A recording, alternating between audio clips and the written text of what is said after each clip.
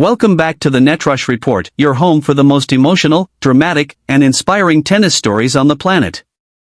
If you live for the grind, the glory, and the truth behind tennis headlines, make sure to like, subscribe, and hit that notification bell so you never miss a moment. Let's rewind to the 2025 Shanghai Masters. Djokovic, coming off another deep run, was asked about the growing wave of complaints from top players.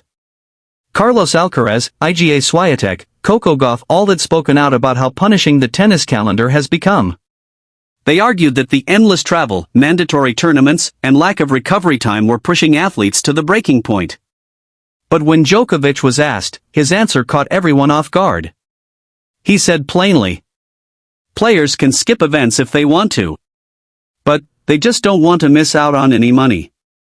And then came his real sting. He said players aren't united enough to protect their own interests.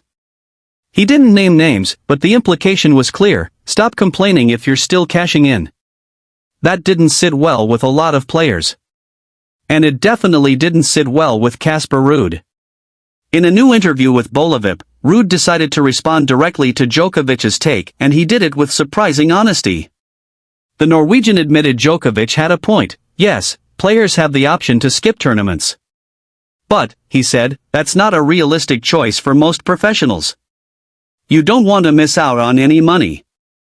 You have to travel with a team, pay for coaches, physios, hotels, so skipping a tournament isn't as easy as it sounds. Ruud explained that for most players, especially those outside the top 10, the economic motivation is huge. Every match, every point, every round translates into financial survival for themselves and their teams. He added, top players like Novak might have the luxury to rest or skip events, but for others, those ranking points and paychecks matter.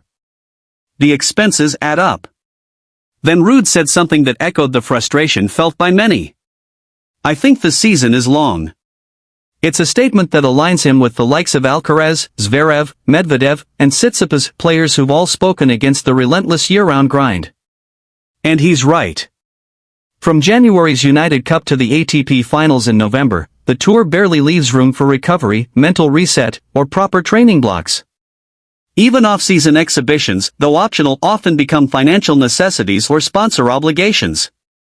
So when Djokovic says players just need to be more united, Ruud's response highlights the underlying problem. Unity in tennis isn't easy when the economic realities between the top 5 and the rest of the field are worlds apart. Djokovic's vision for player unity might be rooted in experience and leadership, but Ruud's reply grounds the conversation in financial truth. It's not about who's right or wrong. It's about acknowledging that the tennis calendar, as it